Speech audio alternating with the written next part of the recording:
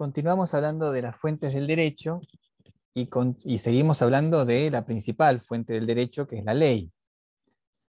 Nos encontramos con que hay leyes nacionales y provinciales, y esto obedece a una distribución de competencias de competencia legislativa entre el Estado Nacional y las provincias y la Ciudad Autónoma de Buenos Aires.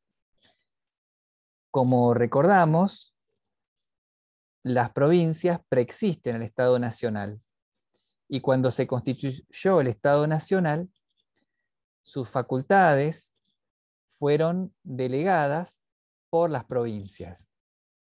Por esa razón, las leyes nacionales regulan materias reservadas al Estado federal. En la Constitución Nacional se acordaron materias reservadas al Estado federal. Por ejemplo, en materia de aduanas, contribuciones directas, relaciones con otros países, las relaciones internacionales, la defensa nacional, la navegación de los ríos y los mares. Lógicamente, todas estas son cuestiones en las que el Estado debe aparecer unificado, es el Estado nacional, en representación de todas las provincias también. Pero también se acordó a la Constitución del Estado Nacional atribuirle competencia legislativa sobre algunas materias de derecho común. Por ejemplo, se le otorgó al Congreso de la Nación la facultad de dictar el Código Civil, de dictar el Código Comercial, el Código Penal, un Código de Minería, un Código del Trabajo y de la Seguridad Social. Todas estas son materias de derecho común, como dijimos, que podrían estar legisladas por las provincias, como ocurre en otros estados federales, como en los Estados Unidos, en Brasil. Sin embargo, en la Constitución Nacional se le atribuyó esa facultad al Congreso de la Nación, artículo 75. En tanto que las leyes provinciales regulan materias no delegadas por las provincias al gobierno federal. Por ejemplo, su organización, la administración de justicia en su territorio, el régimen municipal, la educación primaria. Son todas cuestiones que van a ser reguladas por las leyes provinciales, porque son materias no delegadas por las provincias al Estado Nacional.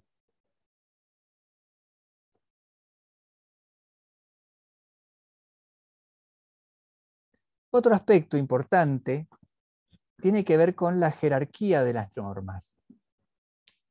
Es decir, cuando una situación puede ser regulada, por ejemplo, por la Constitución Nacional, por tratados internacionales, por leyes nacionales y provinciales,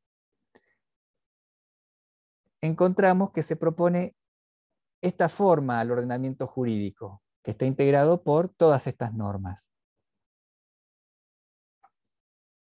La forma de una pirámide, en cuya cúspide, en lo más alto de la jerarquía normativa, encontramos a la Constitución Nacional y a tratados de derechos humanos a los que en la reforma constitucional de 1994 el legislador constituyente le otorgó jerarquía constitucional. Son algunos tratados de derechos humanos que encontramos en el artículo 75, inciso 22. En un segundo escalón de esta pirámide normativa, encontramos a los tratados internacionales. Los tratados internacionales tienen una jerarquía inferior a la Constitución Nacional, pero superior a las leyes. Entonces, en caso de colisión entre lo que regula un tratado internacional y lo que regula una ley interna, prevalecerán los primeros, los tratados internacionales.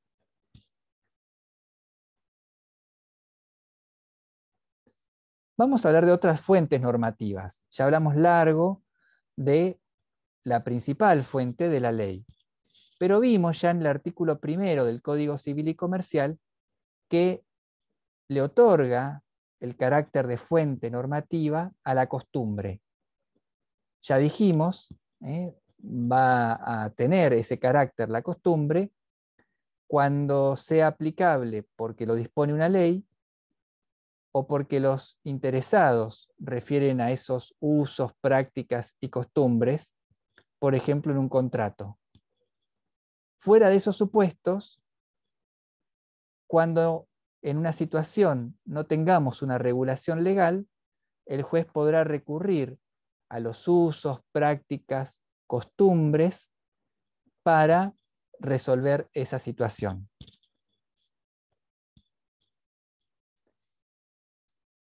Fíjense que entonces aparece con un rol subsidiario la costumbre, para cuestiones que no regula la ley. En el derecho comercial internacional, la costumbre tiene un rol más relevante. Por ejemplo, fíjense que en la Convención sobre los contratos de compraventa de mercaderías de Viena de 1980, de la cual Argentina y una gran cantidad de países del mundo son parte, se dispone en su artículo 9, segundo párrafo, lo que vemos acá. Salvo pacto en contrario, es decir, prevalece la autonomía de las partes para regular el contrato, salvo pacto en contrario, se considerará que las partes han hecho tácitamente aplicable al contrato un uso del que tenían o debían haber tenido conocimiento y que en el comercio internacional sea ampliamente conocido y regularmente observado. Cuando hablamos de un uso, hablamos de prácticas, costumbres. Esta Convención de Viena le atribuye a los usos, prácticas ampliamente conocidos y regularmente observados en determinado tipo de contratos, una jerarquía aún superior a su propia regulación, a lo que regula la propia convención. Para que la costumbre sea fuente de derecho, tiene que reunir estos requisitos. En primer lugar, el elemento material. El elemento material responde a que esa costumbre, esos usos, esas prácticas son realizados en forma reiterada, de manera constante, uniforme, es decir, no son actos aislados. Y por otro lado, esa repetición de actos tiene también un elemento psicológico, que es la convicción común de las partes de la sociedad, de que se trata de una práctica obligatoria, de la cual surgen derechos y deberes.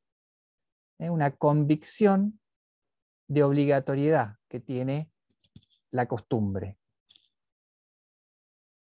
Si concurren estos dos elementos, el elemento material, la reiteración, y el psicológico, la convicción de que es obligatoria, esa costumbre es fuente de derecho. Otras fuentes de derecho son la jurisprudencia, es decir, cuando las decisiones de los jueces, las sentencias, resuelven una controversia, resulta obligatoria, pero solamente para las partes de esa controversia. Condenan al vendedor de los champiñones a indemnizar al comprador, esa sentencia solo es obligatoria para esas partes del contrato, no para terceros. Pero, si bien no es obligatoria esa sentencia, seguramente va a ser considerada por otros jueces al momento de resolver una controversia parecida. Entonces, seguramente un juez tomará como referencia la sentencia de otro juez. En particular, cuando se trata de un tribunal de mayor jerarquía, de una cámara de la Suprema Corte de Justicia de la Provincia de Buenos Aires, por ejemplo, o aún de la Corte Suprema de Justicia de la Nación. Pero ni en esos casos se trata de una jurisprudencia, de la jurisprudencia como una fuente obligatoria para los jueces, salvo cuando se trata de fallos plenarios. En los fallos plenarios se reúnen todos los integrantes de una Cámara de Apelaciones y fijan una posición común por mayoría que luego va a ser obligatoria para los jueces de esa Cámara y para los tribunales de primera instancia que tienen como instancia superior a esa Cámara. Por último, encontramos como otra fuente formal a la doctrina. ¿Qué es la doctrina? Bueno, es la opinión de los estudiosos del derecho, de los tratadistas. No tiene fuerza obligatoria, pero suele ser citada en muchos fallos por los tribunales. Y también es citada como fundamento cuando se dicta una nueva ley. Por esa razón, si bien no es obligatoria, es una importante fuente inmediata del derecho, porque sirve tanto para jueces como para legisladores para fundar sus opiniones. Y el valor que tiene esta fuente de derecho depende del prestigio, de la autoridad científica que tiene el jurista que la emite. Acá, por ejemplo, vemos este Tratado de Derecho Civil de Guillermo Borda. Bueno, fíjense los antecedentes de Guillermo Borda. Su opinión es considerada una opinión de alguien muy autorizado.